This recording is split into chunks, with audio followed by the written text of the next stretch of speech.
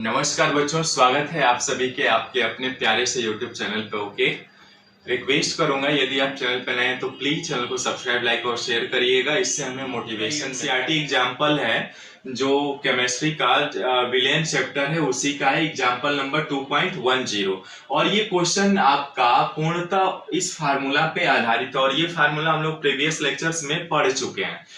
कौन सा फार्मूला था ये? आपका जो हिमांक के अवनमन से जो अवाष्पशील विलेय के अणुभार की जो गणना कर रहे थे ना, उसी पर आधारित है ये। ठीक है, दूसरे शब्दों में यदि कहें तो रिलेशन बिटवीन यानी मोलर द्रव्यमान और हिमांक में अवनमन के बीच जो संबंध का सूत्र निकाला था हमने, वो ये था। ठीक है, M2 क्या है? विलेय के अवाष्पशील विलेय का अणुभार है। ठीक है, KF क्या है? KF जो है वो हिमांक अवनमन स्थिरांक है ये। ठीक है, W2 क्या है? आपका विलेय का भार है, जो अवाष्पशील विलेय आप मिला रहे थे उसकी मात्रा है।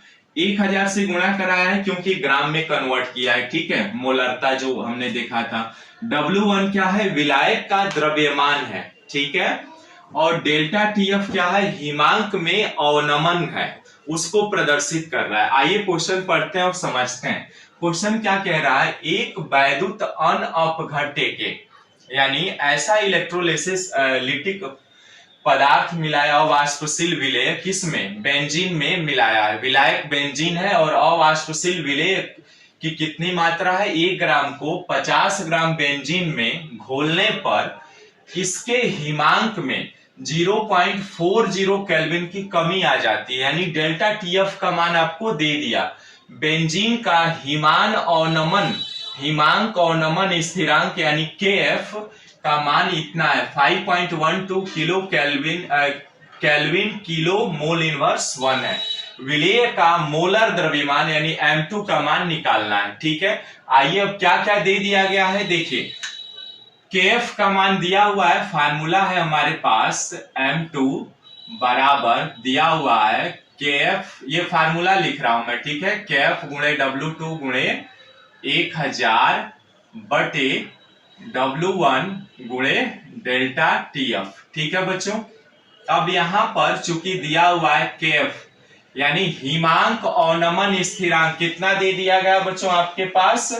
5.12 केल्विन किलो मोल इनवर्स 1 दे दिया गया है। ठीक है, W2 का मान भी दिया गया है कितना? विलेय की मात्रा कितना दिया गया है? 1 ग्राम दिया गया है ना, 1.00 ग्राम दे दिया है। उसके बाद W1 यानी विलायक का द्रव्यमान कितना दिया गया है? 50 ग्राम। ठीक है, 50 ग्राम आपको दिया गया है विलायक का, तो W1 बराबर आपका इतना आ गया 50 ग्राम। ठीक है, उसके बाद डेल्टा TF का मान दिया हुआ है। डेल्टा TF क्या है? आपका जो हिमांक में कमी आ रही है, डिफरेंस है और नमन वो है।